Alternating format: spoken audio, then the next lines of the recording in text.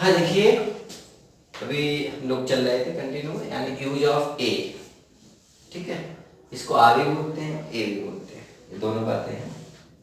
तो use of ए को आप कैसे करना हो, यूज ऑफ ए बहुत ज़्यादा कंफ्यूज भी करता है, कैसे लगाएं, कहाँ पर, कभी कंसोनेंट आ जाता है, कभी वॉवेल आता है।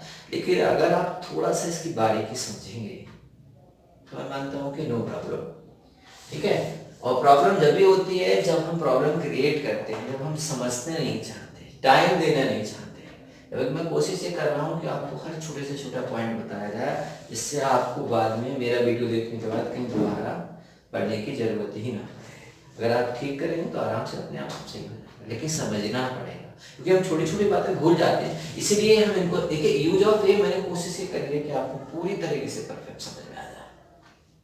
देखिए, कॉन्सोनेंट से शुरू होने वाले शब्दों से पहले, जो कॉन्सोनेंट से शब्द शुरू होते हैं, यानी कॉन्सोनेंट से शुरू होने जो शब्द शुरू, कॉन्सोनेंट से शुरू होने वाले जो शब्द होते हैं, उनसे पहले भी आप कॉन्सोनेंट से शुरू होने वाले शब्द, ये देखिए होने वाले शब्द, जो कॉन्सोनेंट से शुरू होने वाले शब्द होते हैं, उनसे पहले आप जो है ए लगाएंगे। जैसे देखा आपने, डॉग, डी क्या है, कॉन्सोनेंट है। जैसे आप इन चीजों को देख सकते हैं, ए, ई, आई, ओ और यू, ये वॉवेल है आपके, ठीक है। बाकी सारे कॉन्सोनेंट है, 21 कॉन्सोनेंट है। समझ रहे, कभी कभी साउंड बनाने का मौका आएगा तो आपको साउंड भी बताएंगे कि कैसे कैसे साउंड इनके निकाले जाते हैं, वॉवेल से कितनी मात्राएं बनती है, ए से कितनी मात्राएं बनती है और ई से कितनी मात्राएं बनती हैं, किस तरीके के सारे फोनेटिक वर्ड यूज किए जाते हैं, वो अलग बात आती है। तो हम क्या करते हैं, ए डॉग देखा आपने, ए वुमन, ए बॉय दिखाई दे रहा है आपको, a boy, a girl, A table, है ना। तो ये क्या है, कॉन्सोनेंट है। अब आप इसको एग्जांपल में कह सकते हो, this is a dog, she is a woman, that is a boy, she is a girl, this is a table. आराम से आप इन्हें समझ सकते हैं, मतलब ये बहुत ही इजी है। और आप कॉन्सोनेंट याद रखें, इन 5 को हटा दें तो बाकी आपके कॉन्सोनेंट बन गए, ठीक है। कॉन्सोनेंट बचा के आप कॉन्सोनेंट कर्सर, आप इसे क्या करेंगे, ए का यूज कर सकते हैं, ठीक है। अब आइएगा सबसे क्रिटिकल पोजीशन मानी जाती है, जिसमें हम ज्यादातर कंफ्यूज बहुत होते हैं। कंफ्यूज क्या, देखो, जब यू की आवाज हो, सुन रहे, जब यू की आवाज हो और यू की आवाज आ रही हो और साउंड किसका निकल रहा हो, वाई यू का, यानी आप हिंदी के वॉवेल में चले जा रहे हैं, हिंदी के वॉवेल में चले। अब आप अगर हिंदी के वॉवेल में चलेंगे तो यू में किसका साउंड निकलता है, आप यू को कैसे लिखेंगे, देखिए ऐसे तो लिखेंगे यू को, और यू क्या है, कॉन्सोनेंट हो गया, यानी हिंदी का तो कॉन्सोनेंट हो गया। और हिंदी का जब कॉन्सोनेंट हो गया तो आप क्या करेंगे, फिर ए यूज करेंगे। जैसे आप देखिए यूनिवर्सिटी, यूनिवर्सिटी। अगर हम एक और एग्जांपल आपको बताएं, अगर हम कहें अम्ब्रेला लिखा हुआ है, देखिए अम्ब्रेला है। अब आप कहोगे सर आपने अम्ब्रेला से पहले ए क्यों नहीं लगाया, कारण ये है कि अम्ब्रेला में आ का साउंड है, जो अम्ब्रेला है उसमें आ का साउंड है, और यहाँ आ का साउंड नहीं है, यहाँ यू का साउंड है। और अम्ब्रेला जो आ का साउंड है, इसलिए क्या हो गया, आ, और आ वॉवेल हो गया, इसलिए उसके पहले हम एन लगाते। और यहां पर यू है, देखा, यू में वाई यू का, यानी वाई यू का साउंड है, और यू का हिंदी का या अक्षर आया है, और इसीलिए आप यूनिवर्सिटी में देखिएगा, आ यूनिवर्सिटी, आ उटेंसिल, उटेंसिल समझ रहे होंगे, बर्तनों को कहते हैं, आ यूनियन, आ यूनाइटेड। और एक वर्ड जो मैंने इसमें नहीं लिखा, वो भी मैं आपको बता दे रहा हूं, एक वर्ड और आता है जो इसमें ई से शुरू होता है, ई से शुरू होता है, इसे बोलते हैं हम यूरोपियन, ये ई से शुरू होता है, इसमें भी आपको यही वाला साउंड मिलेगा। यूरोपियन में,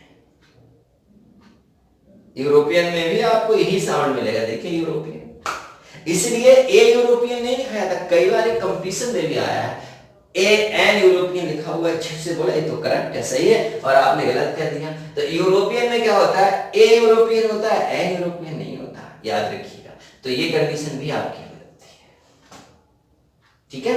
ई से स्टार्ट है, यू से स्टार्ट है, लेकिन साउंड किसका है, यू का है, अब फिर एक बात समझ लें, यू का साउंड है, इसमें कंफ्यूज कभी हो ही ना, चाहे वो कंपटीशन वाले बच्चे हो, चाहे 12th वाले हो, चाहे 11th वाले हो, चाहे 9th वाले हो, किसी भी क्लास का बच्चा हो, क्योंकि ये चीज कभी चेंज ही नहीं होगी ग्रामर में। इसके बाद आप आए, जब ओ की आवाज और बा का साउंड, वा का साउंड निकले, देखिए जिसका पेट ना चला हो, वा का साउंड निकले, वहां पर भी देखिए आ वन आइट,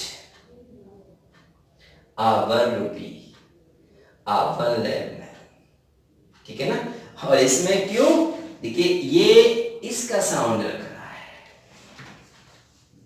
कॉन्सोनेंट का साउंड रख रहा है, हिंदी का कॉन्सोनेंट है ये, और हिंदी का कॉन्सोनेंट है, इसलिए इससे पहले आप क्या करेंगे, आ का यूज करेंगे। बहुत ही सरल है, यानी I have 1 rupee note, clear करके आप लिख सकते हैं आई हैव 1 रुपी नोट, ठीक है।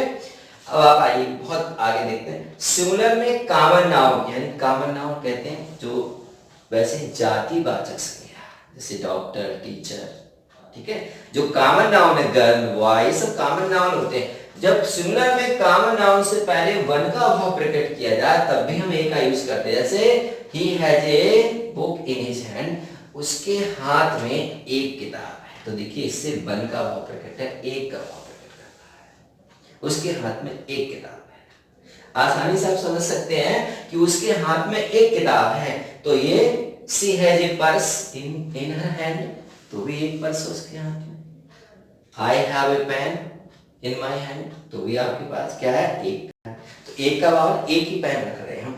इसीलिए जब अब नेक्स्ट में आ जाइएगा, यहां तक क्लियर हो गया होगा, जब सिमिलर में कॉमन नाउन से ए से एनी का भाव प्रकट हो, एनी का मतलब केवल, एनी का भाव प्रकट हो सिमिलर में, जैसे a king had a 4 sons, एक राजा की केवल 4 बेटे थे, केवल का मतलब एक्सपेक्टेशन बनी हुई है, केवल 4 बेटे थे, ठीक है। तो आप समझ सकते हैं, इसके लिए भी अब आपको सर एक 4 से पहले क्यों आ रहा है, 4 सन्स है ना, 4 बेटे, तो ए से एनी का भाव प्रकट हो रहा है, एक किंग, एक राजा की, ठीक है।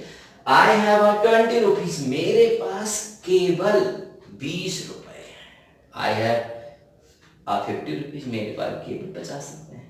तो मेरे पास केवल क्या है, ये जो है वो एक के लिए नहीं है, केवल का भाव प्रकट कर रहा है, एनी का भाव प्रकट कर रहा है। सेंस के हिसाब से आप समझ सकते हैं इसे, ऐसे आप देख सकते हैं, ए से पर का भाव प्रकट, पर का मतलब समझे, जैसे क्या, आलू कितने रुपए पर केजी बिक रहे हैं, चीनी कितने रुपए पर केजी बिकती है, पूछते हैं कितने रुपए पर केजी है, यानी he earns Rs 500 a month, वह प्रति महीने 5000 रुपए कमाता है, प्रति महीने, यानी पर केजी, पर मंथ।